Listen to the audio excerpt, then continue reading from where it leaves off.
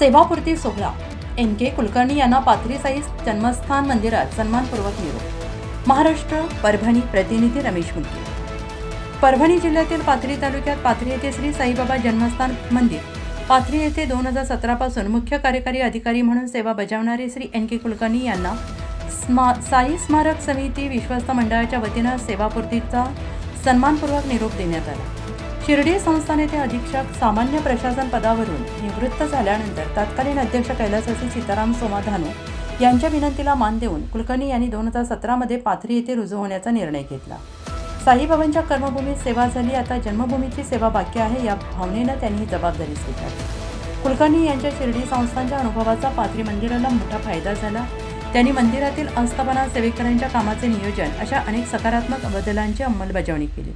भारतभर असलेल्या साई भक्तांच्या संपर्कामुळे जन्मस्थानाविषयीची माहिती देशभर पोहोचवण्याचे काम त्यांनी केले।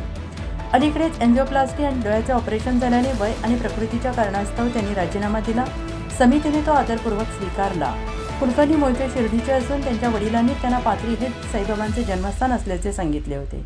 या सोहळ्यात पत्नी सौ छाया कुलकर्णी, मुलगा साईप्रसाद यांच्यासह त्यांचा सत्कार करण्यात आला। अध्यक्ष श्री सुभाष दळी यांच्या हस्ते शाल आणि श्रीफळ देऊन साईबाबांचा आशीर्वाद देण्यात आला। सौ छाया कुलकर्णी यांनी शिर्डीतील नैवेद्याचा अनुभव येथे मंदिर अधीक्षक म्हणून वापरला। यावेळी व्यवस्थापकीय विश्वस्त ॲडव्होकेट अतुल चौधरी, विश्वस्त श्री सांगडे, श्री कालिदास चौधरी, श्री संजय भुसारी, मुख्य कार्यकारी अधिकारी श्री मुकुंदराव चौधरी, सर्व सेवेकरी उपस्थित होते।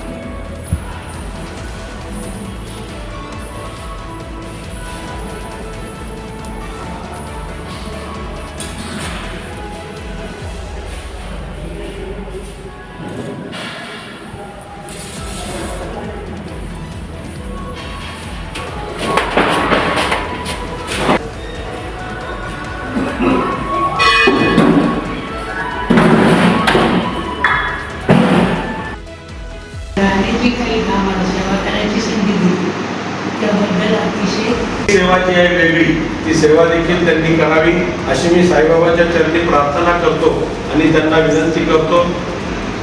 जो काही तुमचा या ठिकाणी 2017 पासून ते 2026 पर्यंतचा जो कार्यकाळ आहे तो निश्चितच आमच्यासाठी आय ओपनर आहे, मार्गदर्शक आहे आणि तुम्ही ज्या ज्या गोष्टी ॲडमिनिस्ट्रेटिव्ह भागामध्ये करून दिलेल्या आहेत त्या गोष्टीला निश्चितच ज्या ज्या वेळेला आम्ही ते काम करू त्या वेळेला तुम्ही निश्चितच आठवत राहणार आहे।